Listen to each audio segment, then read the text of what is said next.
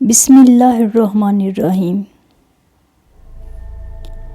ابن خوبان لکھتے ہیں کہ عبید اللہ بن زیاد نے اہل بیت کرام کی سراپا عفت خواتین اور لاڈلے بچوں کے ساتھ امام حسین علیہ السلام کے سر انور کو ملک شام لے جانے کا حکم دیا۔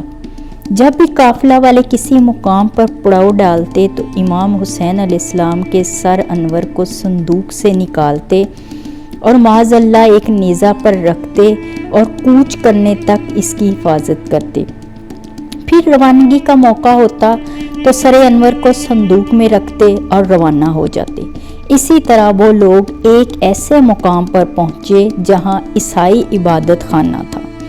اس وقت وہاں ایک راہب موجود تھا۔ اپنے معمول کے مطابق ظالموں نے امام علی مقام کے سر انور کو نیزہ پر رکھا اور عبادت خانہ کی کسی جگہ نیزہ لگا دیا۔ عبادت خانہ میں رہنے والے عیسائی نے رات میں دیکھا کہ عبادت خانہ سے آسمان کی طرف عظیم الشان نور بلند ہو رہا ہے۔ راہب نے فوراً ظالموں کے پاس آ کر کہا، تم کون ہو اور یہ سر انور کس کا ہے؟ ان لوگوں نے کہا، ہم اہل شام ہیں اور یہ سر امام حسین علیہ السلام کا ہے۔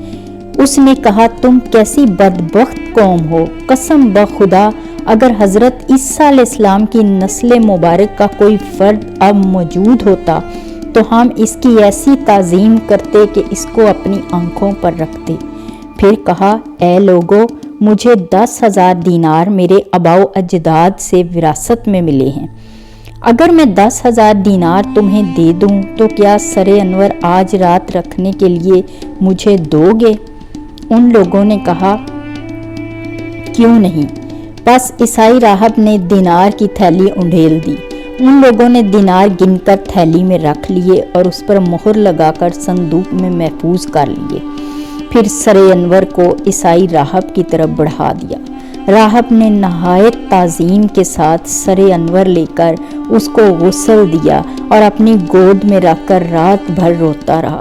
جب صبح کا وقت قریب ہوا تو کہا، اے سر انور، میں اپنے آپ ہی پر قابو رکھتا ہوں اور گواہی دیتا ہوں کہ اللہ تعالیٰ کے سوا کوئی معبود نہیں اور آپ علیہ السلام کے نانا حضرت محمد صلی اللہ علیہ وآلہ وسلم اللہ کے رسول ہیں۔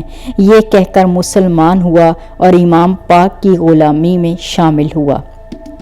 پھر سر انور کو ان کے حوالے کیا۔ ان لوگوں نے سر انور دوبارہ صندوق میں رکھا اور روانہ ہو گئے۔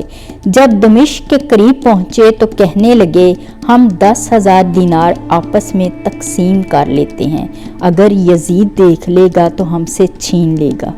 چنانچہ صندوق کھول کر دینار کی تھیلی جیسے ہی کھولی تو کیا دیکھتے ہیں کہ وہ دینار ٹھیکری بن چکے ہیں، اور اسی وقت گلی کی ایک جانب سورہ ابراہیم کی آیت لکھی ہوئی پائی جس کا ترجمہ ہے، ظالم جو کچھ کرتے ہیں اللہ تعالیٰ کو اس سے ہرگز بے خبر مت سمجھو، اور دوسری جانب سورۃ الشورى کی یہ آیت لکھی دیکھی جس کا ترجمہ ہے، ان قریب ظلم کرنے والے جان لیں گے کہ وہ کیسی بری جگہ لوٹیں گے۔